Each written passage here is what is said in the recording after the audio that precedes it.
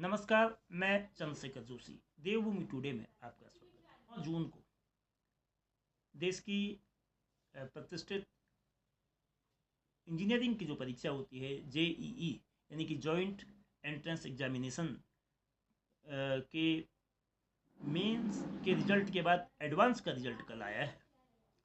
तो उस रिजल्ट में करीब 48,248 स्टूडेंट्स जो एप्लीकेंट्स थे वो 48,248 वो क्वालिफाई किए हैं।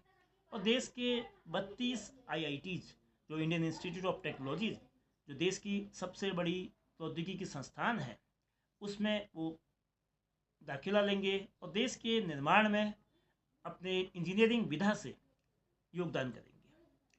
तो जॉइंट एंट्रेंस एग्जामिनेशन की क्या स्थिति है, क्योंकि एक बहुत टफ परीक्षा है। जिस तरह से यूपीएससी जो सिविल सर्विसेज की परीक्षा होती है उसी के पैरेलल इंजीनियरिंग के क्षेत्र में जेईई एक बहुत कठिन और बहुत लब्ध प्रतिष्ठित परीक्षा देश की है। तो 11,70,000 स्टूडेंट्स ने इस परीक्षा में प्रतिभाग किया था, जिसमें से 1,86,586 स्टूडेंट्स जो क्वालिफाई हुए थे, जिन्होंने मेंस पास किया था और वो एडवांस के लिए गए थे। लेकिन एडवांस में अल्टीमेटली जो बच्चे पास हुए हैं वो 48,248 है। चंपावत जिले का एक गंगनौला एक गांव है, बहुत पिछड़ा गांव है, लेकिन इस पिछड़े और छोटे गांव से एक बड़ी सफलता युवा रजत जोशी ने हासिल की है। रजत जोशी 97 परसेंटाइल के साथ वो आईआईटी में सिलेक्ट हुए हैं। तो उनसे बात करते हैं उनकी सफलता का किस तरह से सिलसिला शुरू हुआ है। इससे पहले कि उनसे बात की जाए उनका एक संक्षिप्त परिचय। दरअसल इस समय रजत जोशी नैनीताल में अपने माता पिता के साथ हैं। उनके पिताजी पत्रकार हैं, वो दैनिक जागरण के नैनीताल के ब्यूरो चीफ हैं किशोर जोशी, और उनकी माँ जो एडमिनिस्ट्रेटिव ट्रेनिंग इंस्टीट्यूट है एटीआई नैनीताल की उसमें कार्यरत है आशा जोशी। तो रजत जी, आपका बहुत धन्यवाद। आपको इस बेहतरीन सफलता के लिए बहुत बधाई। आपकी जो जेई एडवांस में आपने सफलता हासिल की है उस पर पहली प्रतिक्रिया क्या है? हाँ, मैंने मार्क्स कैलकुलेट किए थे, मैं उतने ही है जितना मैंने सोचे थे एक्चुअली। अच्छा, तो नहीं है मैं आपका जो मैं खुश था। 360 how many marks you got, कितने 360 में से कितने अंक आपके आए थे? मुझे आए थे 119, 127 पॉजिटिव मार्क्स मेरे, 190 हम्म, अच्छा, तो आपकी जो जेई एडवांस की परीक्षा में सफलता के बाद आपका पहला रिएक्शन, पहली प्रतिक्रिया, खुशी का इजहार आपने कैसे किया? मेरे पापा बहुत खुश थे। मेरे पापा पापा ही थे सबसे पहले जिन्होंने रिजल्ट देखा ना, तो फिर मेरे पापा बहुत खुश हुए हम्म, और वो भावुक भी हो गए बहुत ज्यादा। हम्म, अच्छा। ये जाहिर बात है कि जब एक ऐसी सफलता जो लक्ष्य निर्धारित होता है उस लक्ष्य को हासिल किया जाता है तो उसके बाद एक वो मौके आते हैं, एक आंसू खुशी के भी होते हैं, एक भाव आदमी में उभरता है। तो आपने हाई स्कूल में आपने 97% के करीब पाए। इंटर जो इस साल आपने किया है 95% आप सेंट जोसेफ से लाए हैं। आईसीएसई का एग्ज़ाम आपका बोर्ड जो था आईसीएसई का। तो आपकी जो पढ़ाई का जो ढंग था, किस तरह से आप पढ़ते थे, किस तरह से आपने अपनी दिनचर्या को निर्धारित किया था?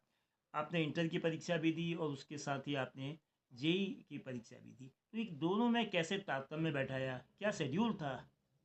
नॉर्मली स्टूडेंट का वैसा कुछ अलग नहीं था नॉर्मली, लेकिन मैं रोज पढ़ने की आदत थी मेरी बचपन से, इसलिए वही आदत मेरी कंटिन्यू रही। हम्म, अच्छा, कितने घंटे या आप घर में पढ़ते थे स्कूल के अलावा? मेरे को नहीं पता, मैं गिनती नहीं था। मैं मतलब पढ़ता था तो मैं तो ध्यान ही देता था कितने घंटे पढ़ रहा हूँ, मेरे को अच्छा लगता था पढ़ना। तो क्या आपने जो कोचिंग, किसी तरह की कोचिंग की मदद ली या स्टडी मटेरियल क्या था? मैंने मैंने मतलब फिजिक्स वाला से मैंने टीचर से मदद मतलब कोचिंग की मदद ली, थोड़ी मदद ली, और करने के लिए मैंने किताबें बहुत सारी करी, किताबें बहुत सारी ली। किताबें पढ़ी, स्कूल की अ, पढ़ी, भगवान से कोचिंग के दौरान। तो जो जेई की परीक्षा है वो बहुत कठिन परीक्षा है, बहुत टफ परीक्षा है, चैलेंजेस बहुत हैं, कंपटीशन बहुत ज़्यादा है। तो किस तरह से स्टूडेंट्स को पढ़ाई के साथ अपने आप को एक कंट्रोल करना चाहिए, अपने आप को हौसला बनाए रखना चाहिए सफलता के लिए, और सफलता ना मिलने पर किस तरह से अगले साल की तैयारी करनी चाहिए? पहले मतलब क्या ऐसे कुछ टेक्निक्स अपनाई जानी चाहिए कि इस परीक्षा के लिए वो अपने को मानसिक रूप से तैयार रख सके?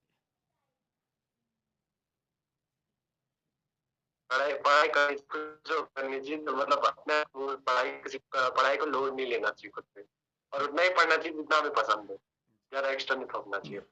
मतलब पढ़ाई के लिए कोई दबाव नहीं, पढ़ाई को अपने बोझ ना समझा जाए, जितनी उसमें इंटरेस्ट जब तक आए, हाँ, दिलचस्पी जब तक आए, मतलब उसमें घड़ी ना देखी जाए, बल्कि दिमाग हाँ, कब धीमे तक उसको धीमे। एब्जॉर्ब कर रहा है। हाँ, तो आप को कभी ये लगा कि इस परीक्षा में जो आपका जो 3 विषय जो खास तौर पे फिजिक्स है, केमिस्ट्री है और मैथ्स है, तो इसमें आपको सबसे मजबूत साइड आपकी कौन सी थी? हाँ, और ऐसी कमज़ोर, जो सबसे कमज़ोर, जिसमें सबसे चैलेंजेस था, जो इसमें आपको सबसे ज़्यादा ये खतरा होता था कि इसमें मुझे स्कोर और करना है, इसमें अगर स्कोर ठीक ना हो तो मेरी परफॉर्मेंस में उसका असर पड़ेगा। तो वो कठिन विषय और जो आसान विषय, तो दोनों आसान को मजबूती प्रदान करने के लिए, कठिन को कठिनाई दूर करने के लिए आपने कैसे रास्ते अपनाए? क्या रूट था आपका, क्या प्लान था?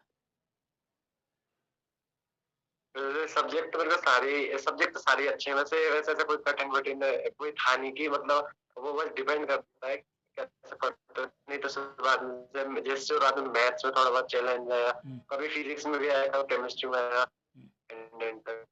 तो लेकिन लेकिन तीनों बार लास्ट बैलेंस चलेगी फिर वो। तो आप जिन बच्चों का, चूंकि बहुत सारे बच्चों ने दिया है, करीब 1,86,000 से अधिक बच्चों ने दिया है, और 20% बच्चे करीब उसमें हुए हैं, 48,000 के आसपास। तो जो नहीं हो पाए हैं उनको किस तरह से आगे तैयारी करनी चाहिए? जो लोग एनआईटी ना ज्वाइन करना चाहें, तो उनके लिए क्या तरीका होना चाहिए आपकी नज़र में? वैसे इस बार में मेरे को भी नहीं पता इतना, हम्म, इतना मेरे को भी नहीं पता इससे आगे। अच्छा। चलिए रजत जी, आपका बहुत धन्यवाद। यद्यपि नेटवर्क की बहुत इसमें समस्या आई, लेकिन उम्मीद करते हैं कि अब आप काउंसलिंग के बाद आईआईटी में प्रवेश करेंगे, और इंजीनियरिंग पास करके देश के जो निर्माण में, देश के विकास में, देश को एडवांस बनाने में एक अपने इंजीनियरिंग के माध्यम से योगदान करेंगे। और आपकी चूँकि रिमोट एरियाज़ के क्षेत्र से आप बिलोंग करते हैं, तो इस सफलता का जो अन्य बच्चे हैं जो प्रतिभावान हैं, लेकिन उनको मार्गदर्शन की ज़रूरत होती है, आपकी ये बातचीत उनके काम आएगी, उनको हौसला देने में मददगार होगी। बहुत धन्यवाद रजत जी आपका।